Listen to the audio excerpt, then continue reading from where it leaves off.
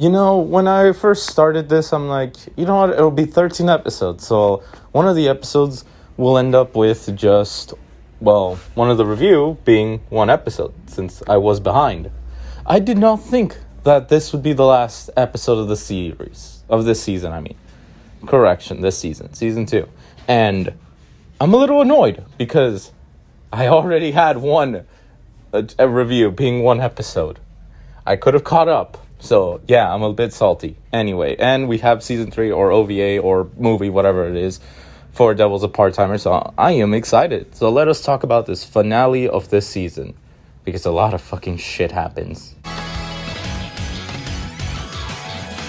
This episode starts off back where they're all discussing the plan. They're basically saying that Emmy will go to one of the tower signals, Mao and Asha will go to the other, and Suzuno and Yurishihara stay behind as backup in case some shit happens. And what makes this funny is what happens after, with how Emmy can fly and make her way there faster, but because Mao and Asha do not have any magic, they have to ride the train or get there some other way, which is honestly hilarious just watching the two just riding the train and such. They buy tickets to head towards the top, look normal, not suspicious. And they do debate on whether to take the elevator or take the stairs, which they take the ladder, and that is just pure fucking hell. We do get to Emmy's portion after this fun banter between Mao and Asha, and guess who we have to encounter? Fucking Gabriel. I honestly think with Gabriel, he is the first time I saw him, I'm like, he's not as intimidating as Serial, because Serial was actually threatening in a sense, not in the way that I'm scared of him. Is no, he's a threat and he means business. But Gabriel, it was a joke up until this point where I'm like, you know what? He is a lot smarter than he seems. He's just like way chillax than one would normally be. There is some information that Gabriel has for Emmy, and this information has to do a lot more not with Alice Ramos actually, because Emmy does question whether or not he's there for Alice. He's like, no, not really. I have something for you. And then it cuts to Mao and Asha suffering the fuck by going up the stairs, and then it comes up to them like the morons they are sometimes, that they could have just taken up the elevator and gone down the stairs. I think that wouldn't have caused him to die, which is funny because Mao basically says if he finds out that they basically missed him or something because of going up the fucking stairs, then he's literally gonna pour Coke into the Watcher, which I find fucking hilarious. I mean Coke, like, into his fucking nose. Other than that, we do have Yuri Shikara kind of telling Suzuno that she should probably use a signal pulse, or pulse signal, just so they can get the attention of the Watcher and figure out where he is. Help the others. Which does lead into the next scene, which is with Chico basically finally waking up. She's in the middle of a dream, she's talking, she wakes up, and then somehow, I guess, Emmy's mom basically is aware of what she was dreaming, which I guess is because of the ring, but, there's that. So Chico's awake, and we get to learn a big fucking information.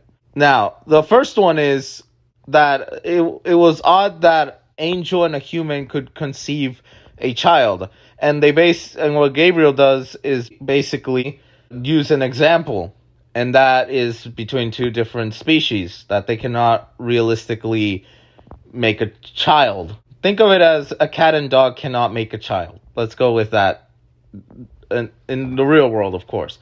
So, the fact that Emmy, Amelia the hero, the anomaly that she is, poses a threat to Ente Isla's version of heaven.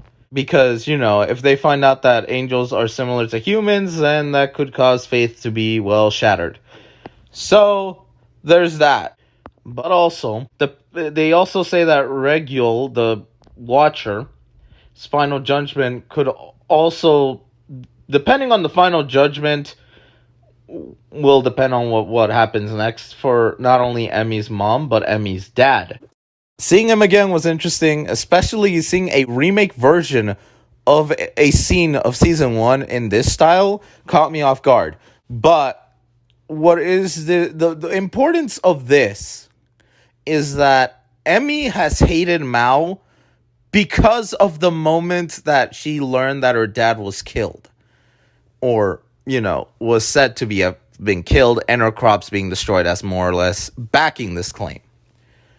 That happening is not only the biggest fucking, him being alive is not only the biggest fucking twist for her, it breaks that reason she cannot move forward with and be Mao and her be more than just okay in the terms of being able to be near each other.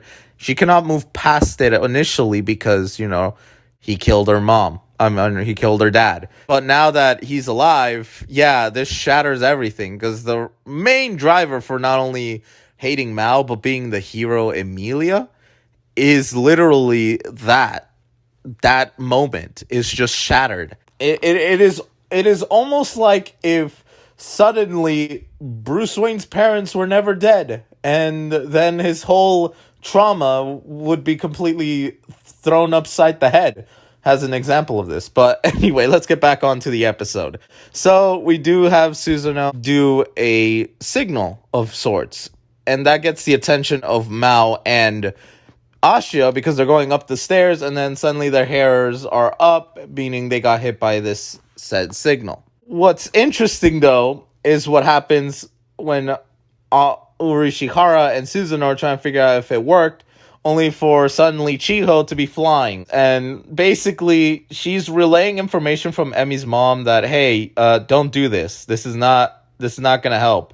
Please don't use the signal. And then obviously some of the Angel Knights come in, and they basically are there to stop. Basically, they're figuring out what's going on with the signal for sure, but they're there to basically intercept whatever our protagonists are doing, which leads into Chiho leaving while firing a bow and arrow up in the sky. Susanoo basically fighting these Angel Knights off on her own, which leads into the next segment, that being the arrow. The arrow caused a lot of magic to go all around, which gave Mao and Asha their power. Now, what's interesting is that before Mao and Asha transform and get this power, they see the whole light thing that Chiho did, and the Watchers did Gabriel messed up again. And that's when we obviously meet the guy that was talking English with Mao on that one episode.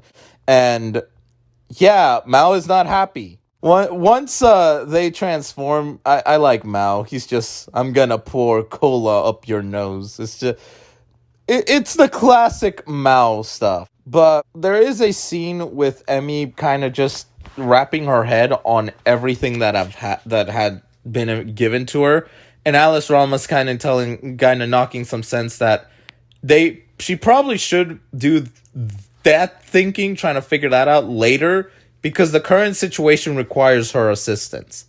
And we got to see a nice mother-daughter bonding, as it finally solidifies that Emi Yusa, or the Emilia the hero, is someone who would be a great mother to Alice Ramos.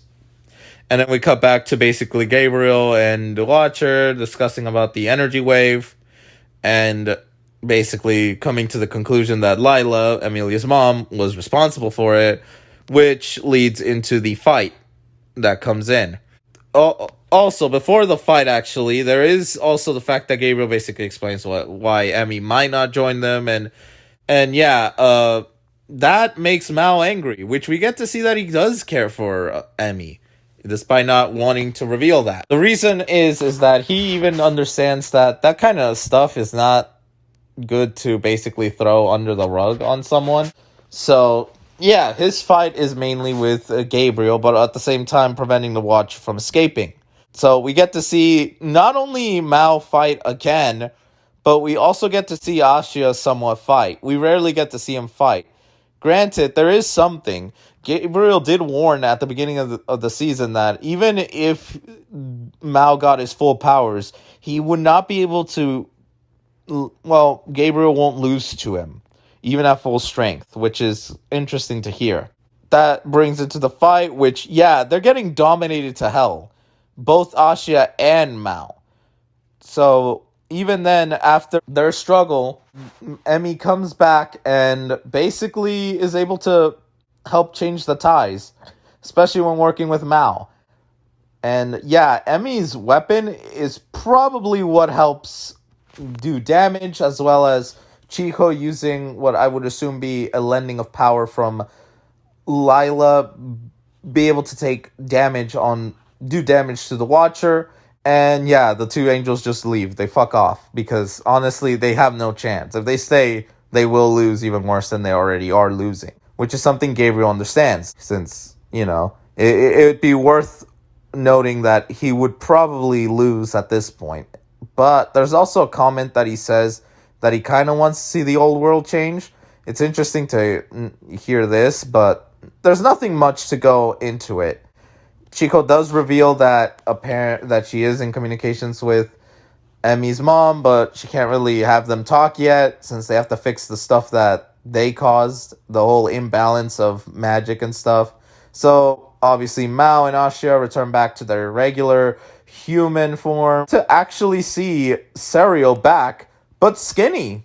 So it basically shows that him being banned was worth it, because now he's back to skinny mode compared to the beginning of the season. So my man might actually have a chance with the I'm fucking around anyway.